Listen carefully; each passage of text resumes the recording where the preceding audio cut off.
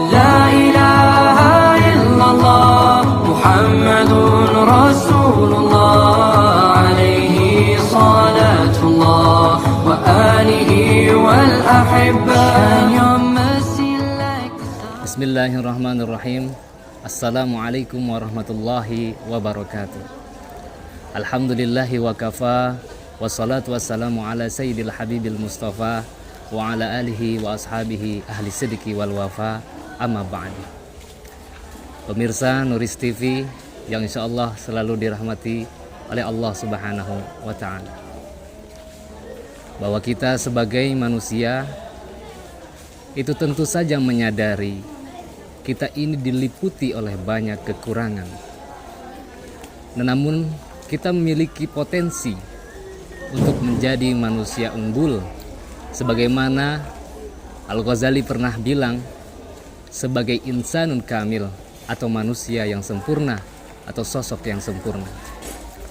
Ada banyak jalan atau metode yang ditawarkan dalam dunia tasawuf untuk mencapai jalan bagaimana menjadi manusia yang unggul, manusia yang sempurna itu. Para sufistik telah menawarkan jalan-jalan. Di antaranya misalnya adalah Syekh Abu Hasan Asy-Syadzili menawarkan dengan jalan mahabbah atau konsep mahabbah. Kemudian ada Abu Mansur Al-Hallaj menawarkan konsep al-hulul. Kemudian ada juga seperti Imam Ibnu Arabi juga menawarkan konsep ittihad.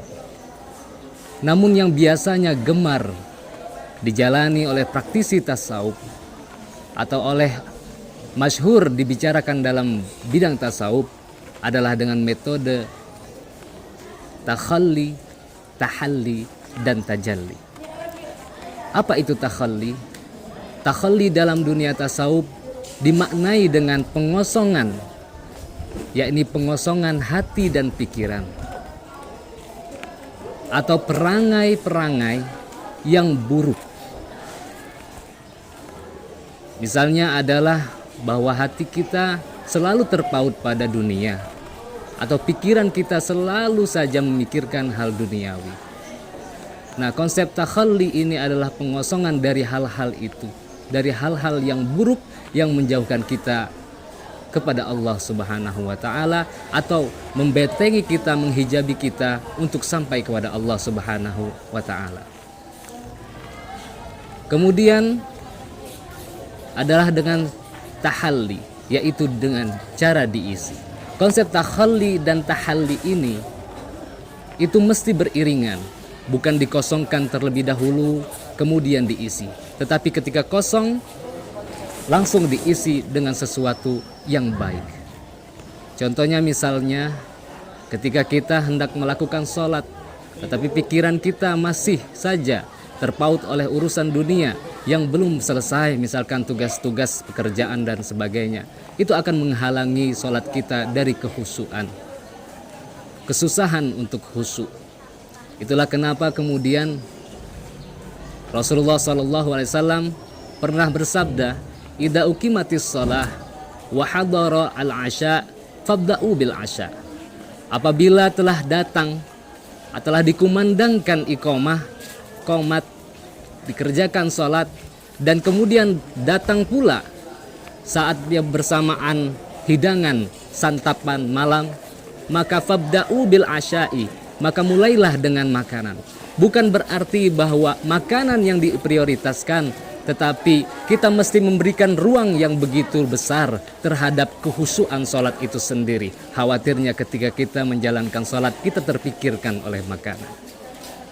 Atau kemudian yang dianjurkan oleh Imam Al-Ghazali dalam Ihya Ulumuddin, kalau kita punya hajat, di tempat hajat buang air besar ataupun buang air kecil, maka hendaklah itu yang didahulukan. Bukan berarti mendahulukan buang air kecilnya, buang air besarnya, atau menomorduakan sholatnya, tetapi memberikan ruang sebesar-besarnya untuk kekhusyuan sholat itu sendiri. Artinya konsep takhalli, tahalli, dan tajalli ini adalah proses pengosongan, kemudian hal-hal yang buruk itu diisi dengan sesuatu yang baik-baik, sehingga akan tajalli, terpancarlah nur gaib atau cahaya ketuhanan, cahaya Allah Subhanahu wa taala pada diri seseorang itu. Sehingga ketika telah cahaya itu muncul, maka segala sesuatunya, apa yang ia bicarakan adalah sesuatu yang manfaat, sesuatu yang baik. Apa yang ia lakukan adalah sesuatu yang manfaat, sesuatu yang baik bagi orang-orang di sekitarnya. Dengan keistiqomahannya itu, pantaslah Allah Subhanahu wa taala akan meridhoinya, kemudian memberinya anugerah dan keberkahan. Sebagaimana hadis qudsi terdapat di dalam Arba'in Nawawi, wala yazalu 'abdi yataqarrabu ilayya bin nawafili hatta uhibbahu, bahwa hambaku selalu atau senantiasa mendekatkan diri kepadaku, kata Allah Subhanahu wa taala, bin nawafili, dengan amalan-amalan sunnah, hatta uhibbahu, sehingga aku mencintainya, kata Allah. Fa idza ahbabtuhu, apabila aku telah mencintainya, kuntu sam'ahu alladhi yasma'u bihi, aku akan menjadi pendengarannya yang ia gunakan untuk mendengar. Wa basaruhu alladhi yubsiru bihi, dan aku akan menjadi penglihatannya yang ia gunakan untuk melihat. Wa yadahu alladhi yabtishu bihi, dan menjadi tangannya yang ia gunakan untuk menggenggam. Wa rijlahu alladhi yamshi bihi, kemudian ia menjadi kakinya yang dia gunakan untuk melangkah. Wala in sa'alani, mohon pertolongan kepadaku, pasti Allah akan tolong, aku akan tolong, kata Allah Subhanahu wa taala. Tetapi jalan untuk menuju itu bukanlah barang yang mudah.